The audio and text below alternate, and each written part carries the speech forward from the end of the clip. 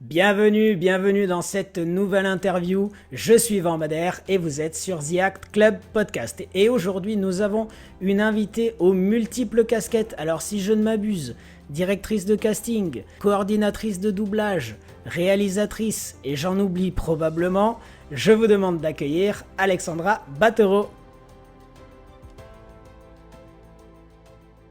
Bonjour Alexandra. Bonjour. Alors, comment vas-tu? Ça va et toi? Très bien. Très bien, merci. Et bah du coup, est-ce que j'ai déjà tout donné ou est-ce qu'il y a des facettes que je n'ai pas énoncées dans mon début?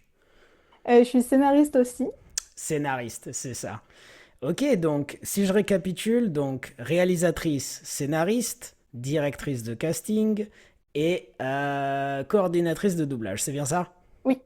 Ok, super. Et bah du coup, explique-nous un peu comment t'es arrivé dans cette voie-là artistique, comment ça t'est arrivé, à quel moment ça t'est arrivé, à quel moment t'as commencé à t'intéresser aux choses artistiques, et qu'est-ce qui a fait que t'es devenue une artiste, parce que voilà, on considère ça comme un parcours artistique. Qu'est-ce qui a fait que t'es devenue artiste et comment tu es arrivé jusque là où tu en es aujourd'hui? Donc j'ai commencé en faisant une école de cinéma. Donc j'ai fait l'ESRA, Mhm, option réalisation. Donc je voulais faire du cinéma depuis toujours. J'ai fait un stage dans une entreprise d'effets spéciaux. mhm. Et donc j'ai découvert les plateaux de tournage et je voulais vraiment faire ça. Donc je me suis inscrite en école de cinéma. Et j'ai commencé à faire mes petits projets. Donc, j'ai commencé à faire des petits Nikon, des choses comme ça en scénario, réalisation et casting. Et ensuite, je me suis orientée aussi plus vers le casting aussi. Donc, j'ai fait de la fiction, de la publicité, du doublage aussi, de la série d'animation. J'ai un peu tout fait. Et j'ai continué à réaliser des films à côté. Et c'est un peu comme ça que tout a commencé. Ok. Et est-ce que tu te rappelles dans ton enfance ou dans ton adolescence un moment précis où tu où t'as dit ah ouais, le parcours artistique c'est pour moi, c'est ça que je veux faire, c'est là que je veux aller. Peut-être avant ton stage dans ton entreprise en effets spéciaux. Est-ce qu'il y a eu un moment donné, peut-être tu as vu un film ou est-ce que il y a une œuvre qui t'a dit ouais, c'est ça que je veux faire? Alors à ce moment-là, pas une œuvre, parce que je sais que plus tard, quand j'ai vu Avatar 2, ça a confirmé que je voulais vraiment faire ça. Quand j'ai vu l'univers, je me suis dit, j'ai vraiment envie de faire ça. Mais quand j'étais enfant et ado, disons que quand je voyais les documentaires à la télé avec les caméras et tout ça, je voulais vraiment faire ça. Puis j'ai toujours su que je voulais vraiment faire ça. Et quand je voyais un peu ouais, les plateaux de tournage à la télé, les documentaires, les making-of, les choses comme ça, je me suis dit, mais j'ai vraiment envie d'essayer d'être dedans. Ok, ok. Et du coup, bah, on l'a évoqué un petit peu au début, mais tu as des multiples casquettes, voilà, réalisation, scénariste, doublage, de casting. Comment tu arrives à jongler avec toutes ces casquettes-là différentes et est-ce qu'il y a un truc qui te plaît plus que les autres? Donc j'arrive à jongler parce que bah, déjà quand je fais un projet perso, je fais scénario, casting et réalisation en même temps. Enfin, je fais les trois, j'accumule les trois. Et en général, sur les projets, je fais d'autres projets aussi à côté de d'autres personnes.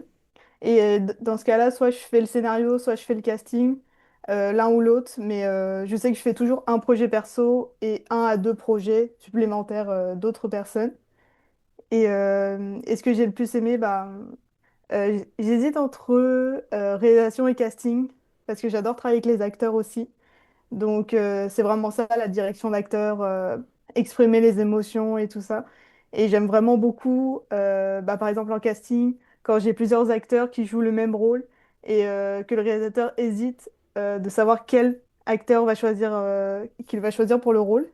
Et pour moi, ça, c'est extraordinaire parce que je trouve qu'il y a des rôles qui peuvent être joués de façons différentes. Et je trouve ça vraiment extraordinaire. Puis la réalisation aussi, quand tu peux choisir tellement un univers différent, tu peux vraiment t'intéresser à toutes les choses, le son, la musique, les costumes, les décors. Je trouve ça tellement passionnant. Il y a tellement de choses à savoir et à apprendre surtout.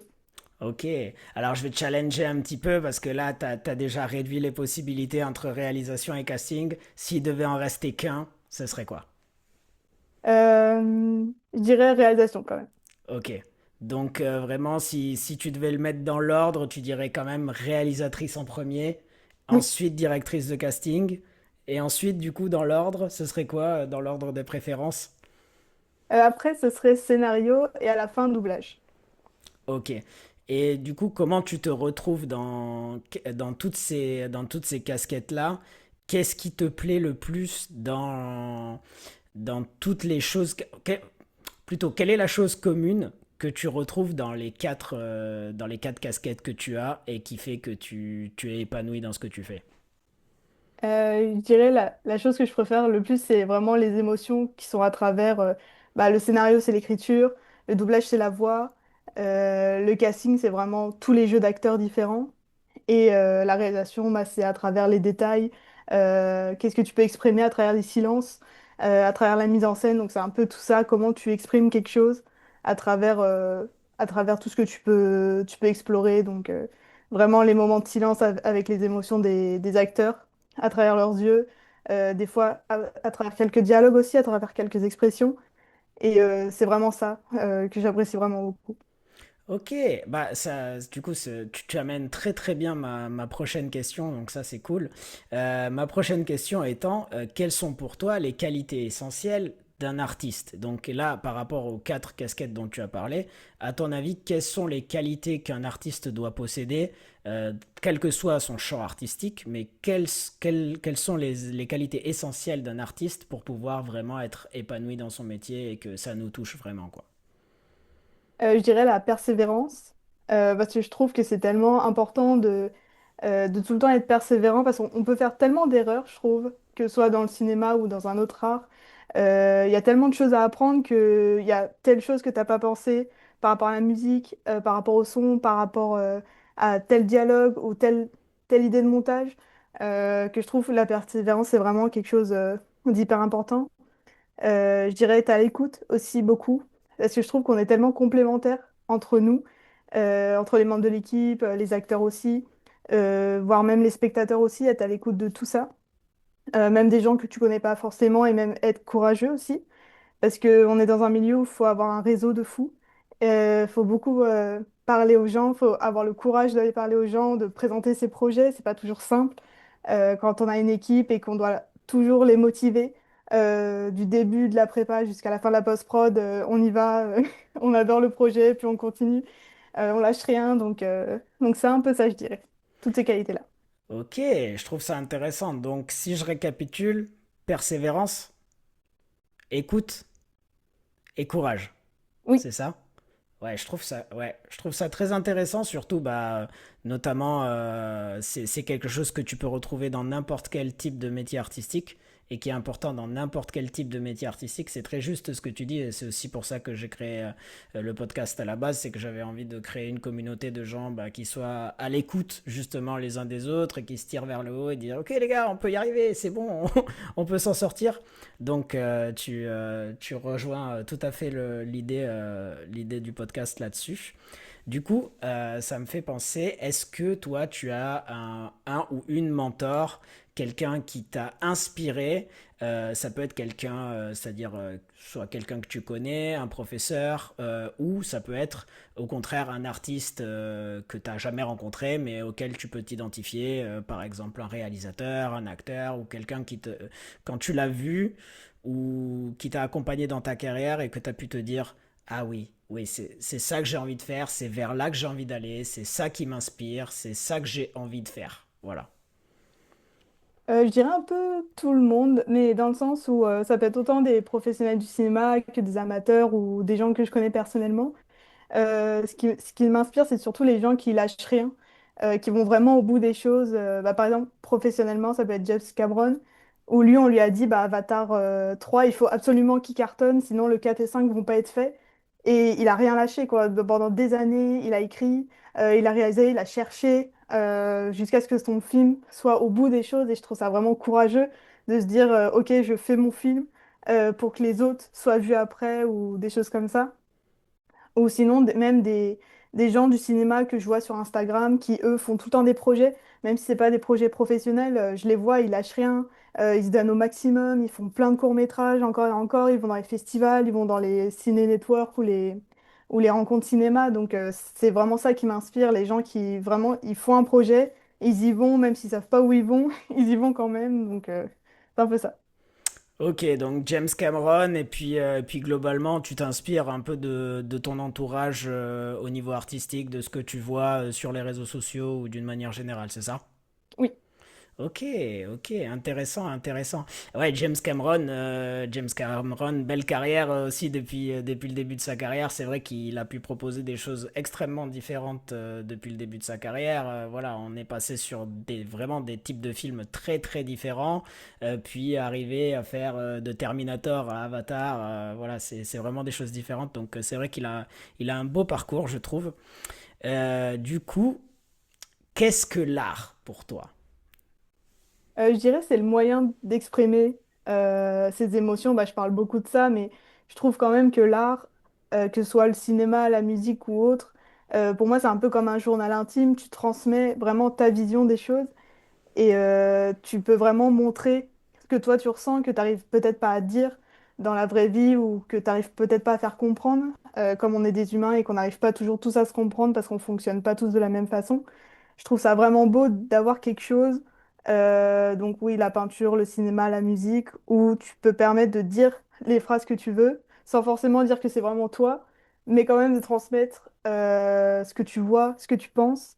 Et pour moi, l'art, c'est ça, en tout cas. De montrer un peu dans les silences, les détails et beaucoup de choses comme ça, que comment tu vois le monde et comment les autres voient le monde aussi, parce que je trouve ça toujours intéressant quand on voit un peu comment telle personne pense, tel personnage, même telle peinture, tel détail.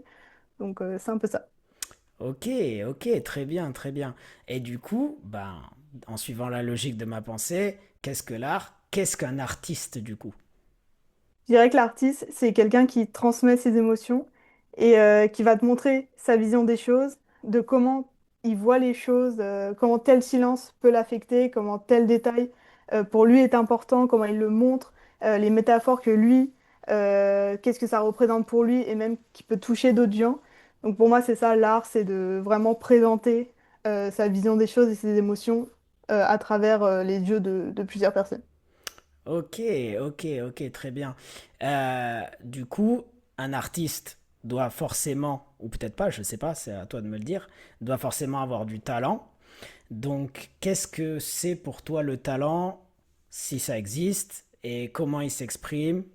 Qu'est-ce que c'est, comment ça s'exprime, et qu'est-ce que c'est pour toi le talent en fait, plutôt?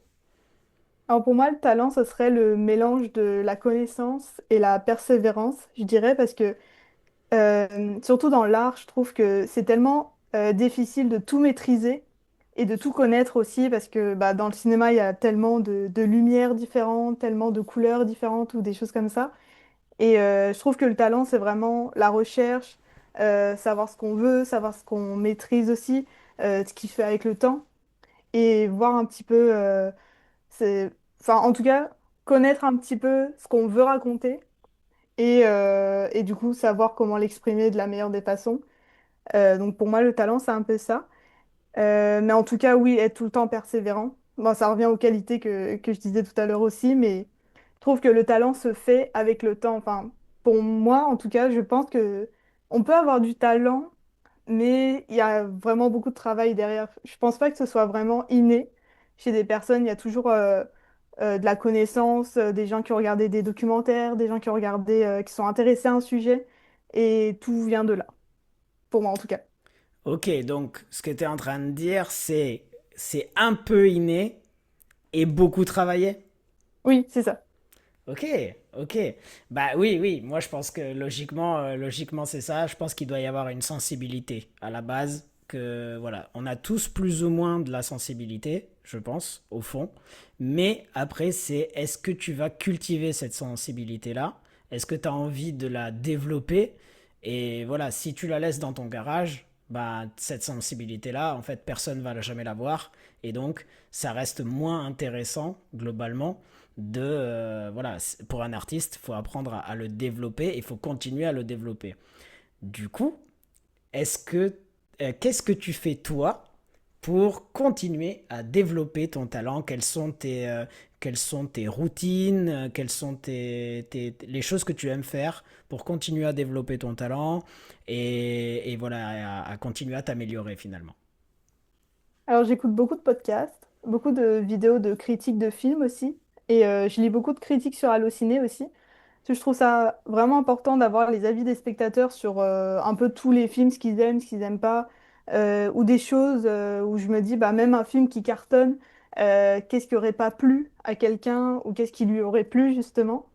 Et mes routines aussi, c'est quand je fais des projets, en général, je demande des avis à des personnes, savoir surtout des gens qui font du cinéma et d'autres gens qui font pas de cinéma, où j'essaye d'équilibrer, d'envoyer mon film par exemple, et de leur dire bon bah qu'est-ce que vous en pensez, est-ce que vous avez compris, sans forcément leur dire l'histoire, juste leur montrer.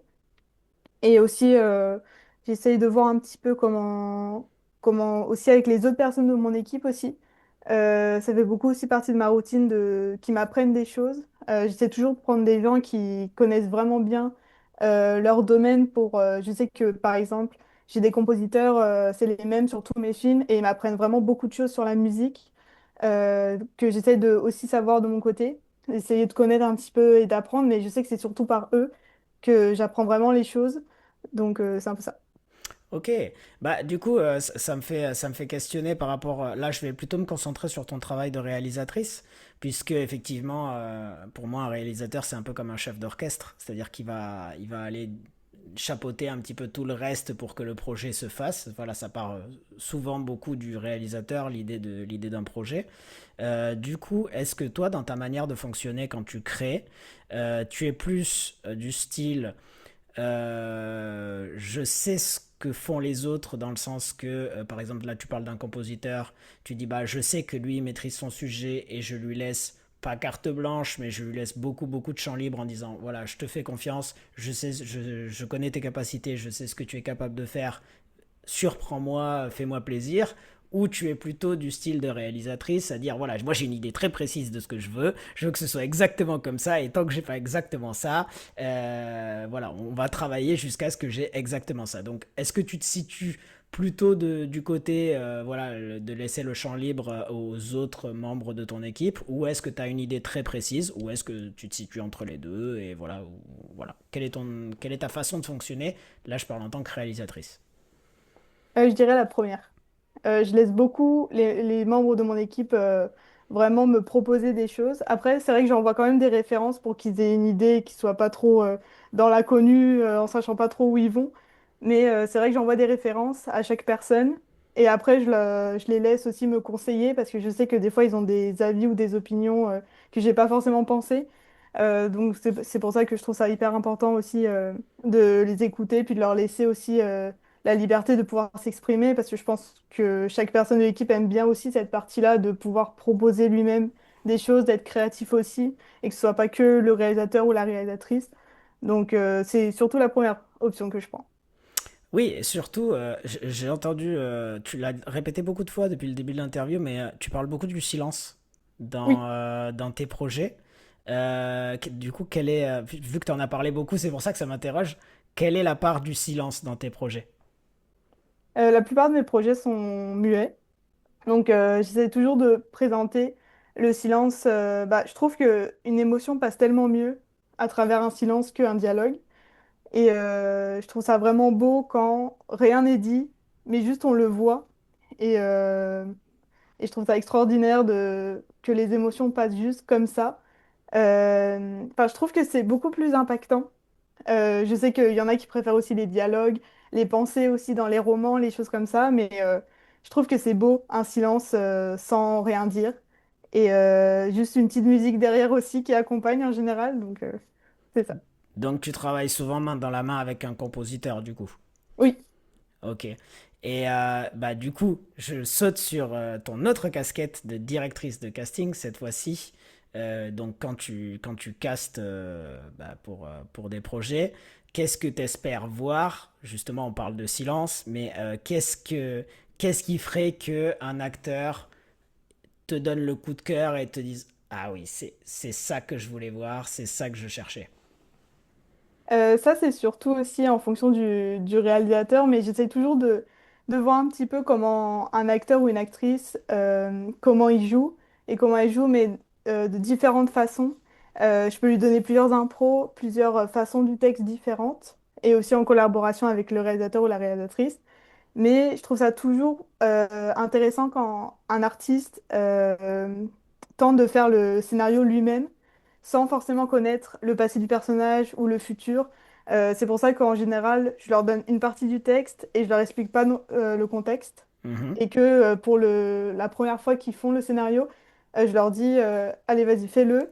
Et on te donne aucune indication. Et comment toi tu l'as perçu. Et c'est ça qui me permet aussi de voir un peu que ils peuvent montrer des choses du personnage qu'on n'a pas pensé ou qu'on n'a pas vu. Et c'est en général ça où on se dit, ah, ce petit détail, c'est important, et puis c'est vraiment intéressant. Ok, ok, intéressant, intéressant. Non, c'est bien. En fait, je trouve que c'est intéressant ton profil parce que justement, tu as toutes ces casquettes-là différentes. Donc, tu vois aussi le monde de plusieurs points de vue.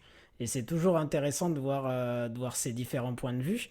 Et du coup, maintenant, j'aimerais que tu me parles un peu de ton rôle de coordinatrice de doublage qui n'est pas une directrice artistique. Donc, dans le monde du doublage, pour faire du doublage, il y a plusieurs rôles. Mais donc, quelle est vraiment la particularité, pour les gens qui ne savent pas, d'une coordinatrice de doublage? Quel est son rôle dans un projet de doublage? Donc, dans le projet, en fait, ce qu'on fait, c'est qu'on coordonne tous les plannings des artistes. Donc, en fait, on a tout le casting, le nom des acteurs avec le nom des personnages. Et en fait, donc ça peut être entre 20 artistes et 60, la plupart du temps en une semaine. Et en fait, ces 60 artistes, on doit les mettre sur un planning d'une semaine ou de 5 jours. Et voilà, en fait, c'est ça, c'est qu'on contacte les agents. Ils ont un certain heure à faire aussi parce que, disons que le doublage, ça se calcule le nombre de lignes en fonction de l'heure aussi. Donc, on a tout ça, on fait tout notre planning par rapport à ça. Et donc, on va convoquer un acteur 11 heures dans la semaine, un autre acteur 14 heures, et on essaye de faire notre petit planning en mettant un petit peu un puzzle de toutes les personnes, parce qu'il y a aussi les dispos des comédiens qui jouent beaucoup aussi, parce qu'ils ont aussi des tournages et tout ça. Donc, c'est tout ça, en fait. Ok, donc là, on est quand même plus sur le côté organisation, plus le côté planning, organisation. Donc là, on est un petit peu moins sur le côté artistique. Mais est-ce que du coup, en tant que coordinatrice de doublage, tu vas quand même un petit peu sur le terrain pour voir comment ça se passe, tu as accès au doublage, tu vois les enregistrements, ou est-ce que toi, tu t'occupes de l'organisation et puis tu laisses le projet aller son cours une fois qu'il est lancé. Alors, on peut aller en studio pour aller voir comment ça se passe. En général, on y va aussi pour rencontrer aussi les comédiens. Mais on peut aller voir comment le son ça se passe, voir si tout va bien. Parce que des fois, il y a des acteurs qui vont plus vite que d'autres quand ils font du doublage, parce qu'ils ont plus d'expérience que d'autres, ou il y en a qui sont plus à l'aise aussi.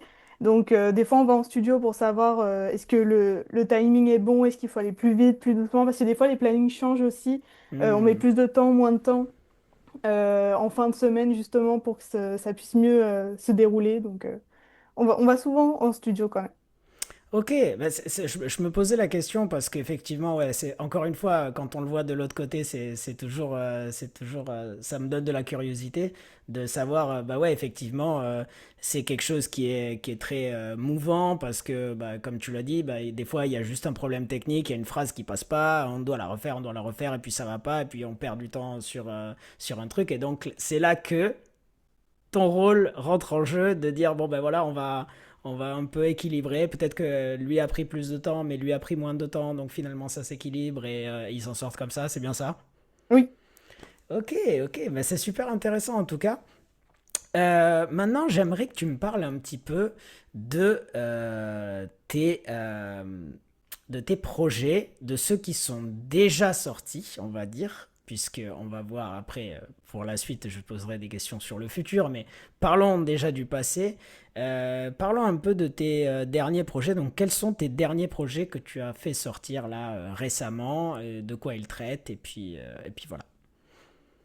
Alors récemment, j'ai sorti un film qui s'appelle Chromatique pour le Nikon Film Festival, qui était sur ta chaîne d'ailleurs. Oui, Merci absolument. encore pour ce retour. Mais je t'en prie, ça m'a fait plaisir. Donc ouais, bah, parle-moi un peu de chromatique. Du coup, c'est cool d'avoir un retour en direct. Donc bah, parle-moi un peu de ce projet. Comment ça t'est venu? Quelle idée? Comment tu t'es apporté aussi au thème? Parce que voilà, le Nikon Film Festival, il y a toujours un thème imposé. Donc comment t'es venu l'idée de par rapport au thème? Et puis voilà, parlons un peu de ça d'abord.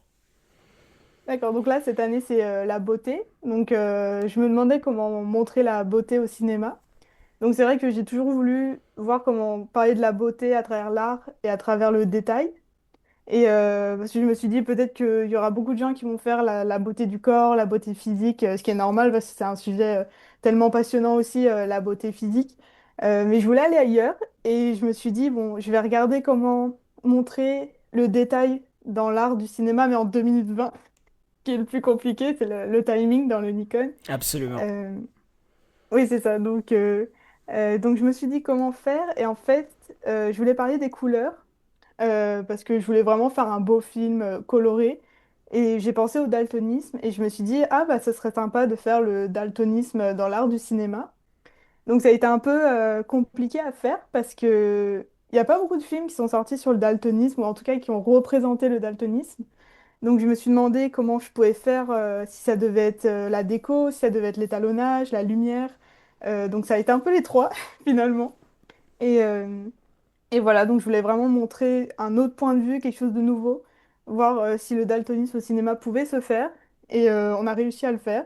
Et je suis très contente de ce petit film que j'ai aussi envoyé en festival, dans plusieurs autres festivals, parce que ce qui est bien avec le Nikon, c'est qu'on peut l'envoyer au Nikon, mais aussi dans d'autres, ils sont assez ouverts là-dessus. Donc voilà, il va faire son petit chemin cette année. Ok, bah écoute, je souhaite bon courage à Chromatique pour les festivals.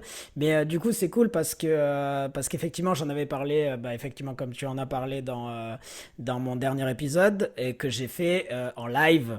Je l'ai fait en live, donc il y avait d'autres gens. J'ai regardé, j'ai fait le retour en direct. Et effectivement, j'avais dit que j'avais beaucoup aimé les couleurs. Mais j'ai pas parlé du daltonisme, même si je l'avais un peu compris. Mais effectivement, j'ai dit, ah bah, je l'ai pas dit. Et une fois que j'avais terminé, j'ai dit, ah, mais attends, j'ai pas parlé du sujet finalement. J'ai parlé que j'avais aimé les couleurs dans l'étalonnage de ton film, que j'avais beaucoup apprécié parce que voilà, je suis un grand fan de la couleur.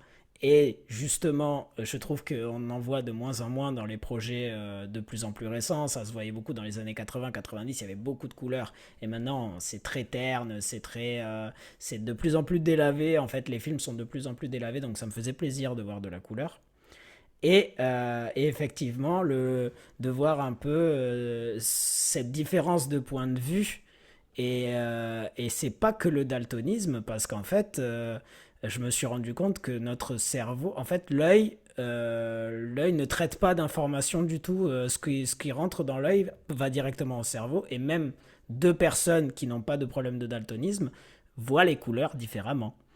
Et donc, j'ai trouvé ça très intéressant dans ton film et du coup d'intégrer aussi le côté des peintures et, et des silences. Oui, absolument. Et des silences, puisque si je me rappelle bien, ton film est muet, c'est ça? Oui, Il n'y a que la musique. oui. Ok, donc bah ouais, j'ai trouvé ça très intéressant. Donc écoute, bon courage pour ton court métrage dans les festivals. Est-ce que tu as eu d'autres projets? Il m'a semblé voir passer sur les réseaux sociaux qu'il y a d'autres choses qui sont en train de bouillir aussi, ou qui sont déjà sorties. Donc parle-moi un peu du reste. Oui, alors bah, dans les projets passés, j'ai sorti deux films. Donc un film qui s'appelle Étage 13 et un film qui s'appelle Vanité. Donc c'était en 2022 et en 2023. Et donc ceux-là, ils datent un petit peu. Mais dans les prochains projets, j'ai un film qui s'appelle Combat. Donc c'est un film qui a été fait au Canada parce que je suis partie 2 ans au Canada et c'est là-bas que j'ai fait coordinatrice doublage. Et donc j'ai tourné un court-métrage là-bas de 15 minutes qui est bientôt fini. Là, on le finit dans 2 semaines. Donc j'ai très hâte parce que c'est un film québécois, puis je pense que ça va plaire aussi parce que on aime bien l'accent québécois, donc Mhm. ça va être chouette. Et Absolument. oui, et là j'écris un court-métrage qui s'appelle Résilience, donc ça c'est pour un réalisateur. J'ai créé un projet personnel aussi, un court-métrage qui s'appelle Dear Future Husband. Donc c'est un court-métrage qui va parler un petit peu de qu'est-ce que sont les relations amoureuses, les émotions à travers ça. Donc il y aura beaucoup de scènes de silence aussi. Ok. Euh, et j'écris aussi un long métrage. Et ça fait maintenant 2 ans que j'écris un long métrage. Et je l'ai bientôt fini. Je vois le bout du chemin parce que c'est très long d'écrire un long métrage et j'ai bientôt fini. Ok, ok. Alors tu m'as devancé un petit peu sur mes questions. On avait parlé des projets passés, là tu m'as parlé déjà aussi des projets futurs, mais c'est pas grave, on va y revenir quand même. Je crois savoir que tu as un de tes courts-métrages qui a été aussi énormément récompensé, si je ne m'abuse. Oui, c'est Vanité qui a été récompensée 21 fois. Ah oui, quand même. Oui. C'est c'est plutôt pas mal, c'est plutôt pas mal. Donc, bah, parle-moi un peu voilà, quelle a été cette histoire, parce que voilà, le podcast est aussi fait pour célébrer les victoires, et je pense que ça, c'est plutôt une belle victoire. Donc, autant en parler. Voilà, quel a été ce projet et comment il s'est retrouvé à être nommé, enfin, avoir gagné 21 prix. Donc c'est un film qui parle des émotions par le feu, parce que c'était il y a 2 ans ou 3 ans, le thème du Nikon Festival, c'était le feu, donc c'était aussi un Nikon. Et Hmm. je voulais faire les émotions par le feu. Et en fait, j'ai pris des métaphores chinoises et même asiatiques en général qui parlent les symboles du feu. Donc il y avait le yin et le yang, donc c'est l'amour par le feu. Le dragon, qui est la colère par le feu, et le phénix, qui est la résurrection par le feu, donc le calme et la paix, donc représenté par le feu. J'avais fait un icône divisé en 3 parties. Donc j'avais montré un peu tout ça. Dans ces 3 parties, j'avais montré ces 3 univers-là. C'était un peu court en 2020, mais du coup j'avais mis muet pour vraiment que ce soit plus contemplatif que quelque chose qui se raconte vraiment. Mhm. Et donc c'est un peu cet univers-là que j'ai utilisé. Ok, et donc après, bah, tu l'as proposé dans plusieurs festivals, et donc il a gagné tous ces prix, c'est ça? Donc qu'est-ce qu'il a gagné comme prix alors tu ne vas pas me citer tous les 21, mais quels sont, disons, ceux qui t'ont le plus marqué, le plus fait plaisir, où tu t'es senti le plus reconnu voilà. Alors, il y a eu des prix en réalisation, donc ça j'étais contente.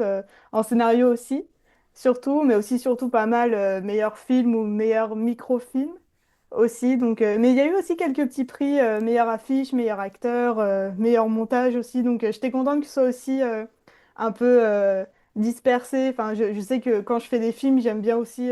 J'espère en tout cas que mon équipe va recevoir des prix, donc meilleure image, meilleure musique. J'aimerais beaucoup, donc c'est un peu ça. Mais surtout, j'étais très fière d'être meilleure réalisatrice à plusieurs festivals, parce que j'ai vraiment beaucoup donné sur Ah ce bah, projet. félicitations, Merci. félicitations, c'est cool, ouais. Non, mais bravo d'avoir eu tous ces prix.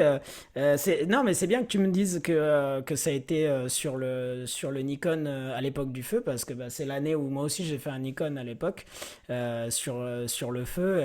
Moi, j'étais parti du côté de la flamme intérieure de l'artiste, comme quoi c'était Trop quelque bien. chose qui me travaillait déjà à l'époque, avant que je lance le podcast, comme quoi c'était peut-être prémonitoire à l'époque. Mais ouais, donc bravo, bravo. Du coup, ce qui m'amène à une question que je pose à tous mes invités, et que c'est une question que je trouve très importante. Si tu croisais la jeune Alexandra, donc enfant, peut-être adolescente, qui a commencé à s'approcher au truc artistique, et que tu l'as croisée dans la rue, là, prochainement, qu'est-ce que tu lui dirais? Je lui dirais bravo d'avoir foncé tête baissée dans le domaine du cinéma, parce que c'est vrai que quand t'es enfant ou même quand t'es ado, au lycée, on te dit, ah, mais l'art, tu devrais faire autre chose, peut-être vétérinaire ou un autre métier dans la médecine ou un autre métier complètement, un autre domaine. Mais en tout cas, on te dit, ah, l'art, c'est pas certain, est-ce que tu es sûr que tu as vraiment envie de faire ça? Et c'est vrai que moi, j'avais toujours dit bah oui. Et j'y suis allée, puis j'ai pas réfléchi, j'y suis allée. Et je me suis accrochée jusqu'à aujourd'hui, puis même dans le futur, je vais m'accrocher aussi. Mais je l'aurais félicité d'avoir toujours essayé, même si les films, des fois ça marche, des fois ça marche pas, d'avoir tenté des choses. de continuer aussi, d'être sincère aussi dans ce que je fais, puis toujours aider les autres aussi, parce que c'est vrai que il y a beaucoup de gens que je soutiens aussi dans leurs projets, c'est vraiment important, je trouve. Et donc voilà, je lui aurais juste dit bah, bravo d'avoir ce courage-là, bravo d'avoir compris que tu voulais vraiment faire ça, d'être resté dedans malgré que ce soit beaucoup d'échecs et beaucoup de réussites aussi, mais surtout beaucoup d'échecs et de doutes aussi, parce qu'on n'en parle pas assez, je trouve, que quand on fait des films ou même d'autres projets, je pense, qu'on doute beaucoup, on se questionne, on ne sait pas trop si on va y arriver ou pas. On se demande si on est fait pour ça, si on a une place. Surtout que dans le cinéma, on est vraiment beaucoup. Mais en tout cas, voilà, je leur ai félicité de ne rien avoir lâché jusqu'à présent. Ok, ok. Je trouve ça c'est une bonne réponse. Je trouve que c'est une bonne Merci. réponse. En fait, tu t'es donné déjà, tu t'es félicité en avance d'avoir déjà eu ça en tête. Et ça, je trouve ça très important. Et la chose que t'as répété depuis le début, cette idée de persévérance, c'est quelque chose qui pour moi est très très importante, que j'arrête pas de répéter dans le podcast depuis le début que j'ai commencé la chaîne. C'est vraiment ça, c'est la persévérance parce qu'il y a pas de secret. Il y a peut-être des gens qui sont meilleurs que nous, il y a peut-être des gens qui sont plus beaux que nous, il y a peut-être des gens qui sont plus talentueux que nous, mais s'il n'y a pas la persévérance, ça n'ira nulle part. Parce que il peut y avoir beaucoup de hauts, il peut y avoir beaucoup de bas, mais l'important c'est de rester là, que ça marche pas, et rester concentré et rester motivé. Et ça, je trouve que c'est un très beau message. Ce qui m'amène à ma prochaine question. Est-ce que... Non, plutôt, quel est ton rêve? Disons le rêve, voilà, le rêve d'Alexandra. Dans un monde parfait, ou quel est ton futur? Je dirais, ce serait d'avoir mon premier film dans une salle de cinéma, avoir vraiment une avant-première avec tous mes proches, tous mes amis et même d'autres gens que je côtoie dans le cinéma que j'aime beaucoup. Ce serait vraiment ça pour moi, le rêve et la réussite de voir son film, qui cartonne ou pas, c'est pas grave, mais en tout cas de me dire bah, je l'ai fait. J'ai essayé, j'ai tenté. Donc c'est ça, d'avoir mon film dans un cinéma. Et aussi de peut-être un jour de participer aux grands événements comme les Césars, les Oscars. Donc pas forcément être nominé ou primé, mais en tout cas être là et de me dire, ok, donc j'ai réussi à prouver que j'avais ma place dans ce domaine et que j'étais comme toutes ces personnes qui sont là. Donc c'est un peu ça, mon rêve. Ok, bah écoute, c'est tout ce que je te souhaite. Et c'est bien parce que finalement, quand j'entends ce genre de rêve, est-ce que c'est pas finalement un futur et pas juste un rêve? Ah, j'aimerais Donc, bien que ce soit un futur. ben donc c'est à toi d'aller c'est à toi d'aller le chercher et d'aller travailler en continuant et en persévérant, comme on l'a dit depuis tout à l'heure, pour y arriver. Donc pour moi, il y a pas de doute que tu puisses y arriver si tu continues à faire de la persévérance comme tu le fais. Merci.